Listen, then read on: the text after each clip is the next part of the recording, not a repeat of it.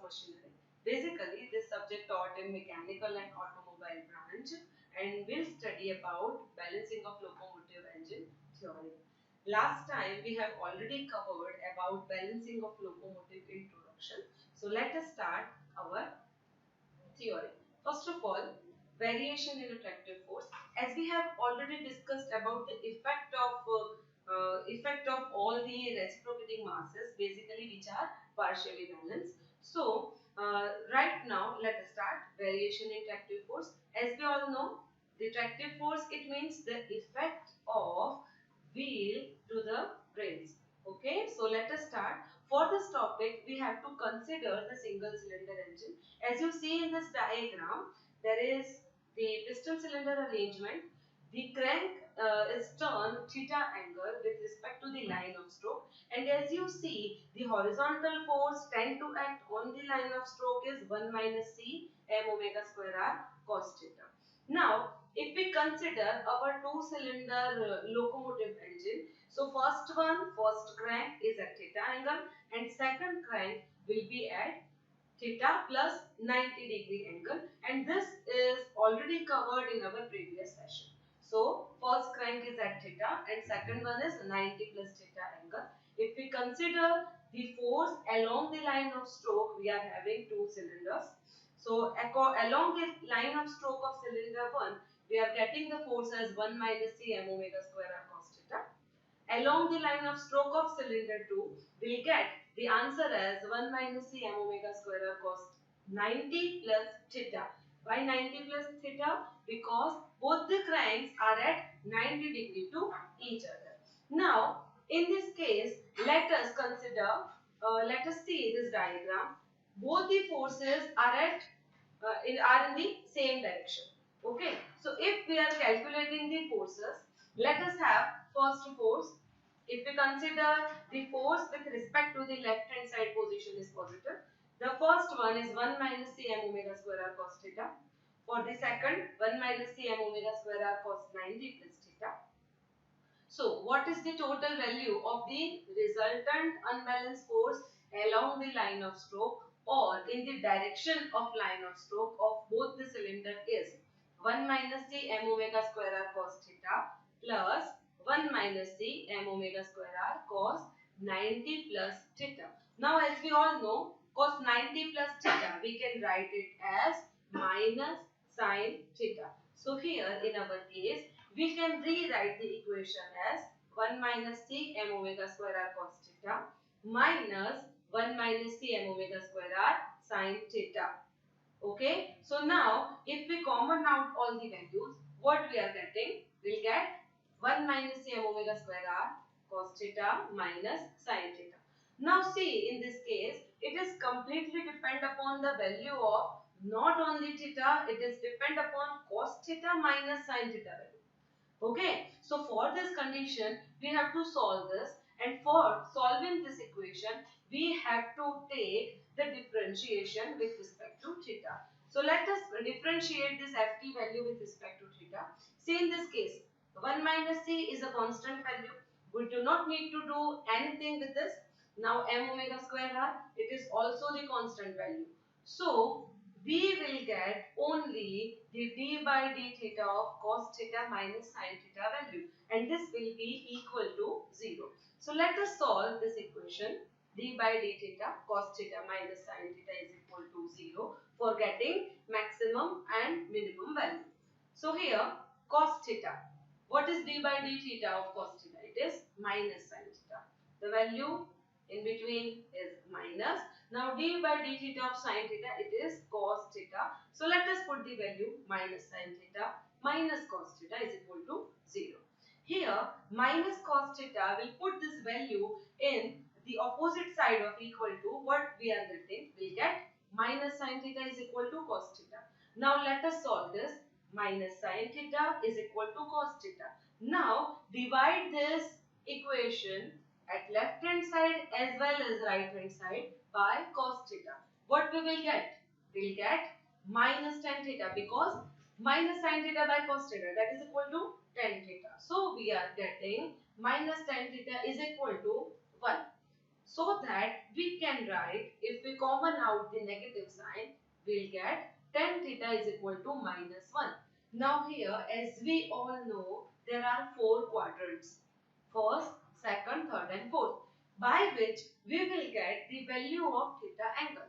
In the first quadrant, sin theta as well as cos theta both are positive. Hence, tan theta should be positive value.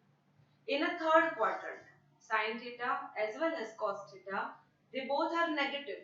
So sin minus sin by minus cos, we will get tan theta value as positive one.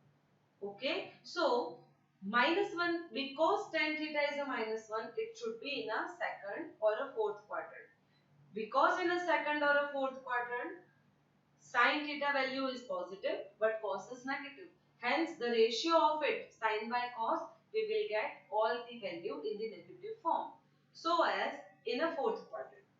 By solving this, we are getting theta as 135 degree and 315 degree. Now, how we will get this value? Take tan theta as -1. So theta as -45. This -45 will be in the second quadrant or -45 in the fourth quadrant. Here -45 in a second quadrant. So that 180 minus 45. What is the value? 135 degree. -45 in a fourth quadrant. So 360 minus 45. What we will get? 315 degree. Hence theta as 135 as 315 degree. Now, by putting the value of theta, first of all, we have to put theta as 315 in our FT equation. What we will get? We will get some value, cos 135 minus sin 135, and it is 1 by root 2. Here, 315. In the next equation, we have to put again theta as 315. By solving both this equation, what we will get? We will get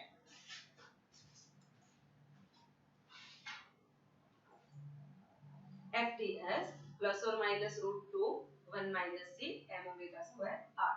You have to solve it by your own. You will directly get this answer. Now, let us have swaying couple. For this swaying couple, let us say this diagram. Line of stroke of cylinder 1, line of stroke of cylinder 2. Along the line of stroke, there is a force as 1 minus c m omega square r cos theta. Along the line of stroke of cylinder 2, the another force 1 minus c m omega square r cos 90 plus theta, because both the cranks are at 90 degree. Now let us assume there is an axis or imaginary axis as yy between both the cylinders. Now, if both the cylinders are at a distance a and y axis is exactly at the center, hence what we are getting? The distance from the axis to the line of stroke of cylinder 1 as well as cylinder 2 is as a by 2. Almost half of the portion will cover for cylinder 1 as well as cylinder 2. Let us solve the moment about yy. Now, if we are taking moment about yy, if we consider the force along the line of cylinder 1, it will give us the moment in an anti-clockwise direction. If we are considering the moment along the line of stroke of cylinder 2, we will get the moment in a clockwise direction. So if we are solving this equation, what we will get? A by 2, 1 minus c m omega square r cos theta minus 1 minus c m omega square r cos theta 90 plus theta.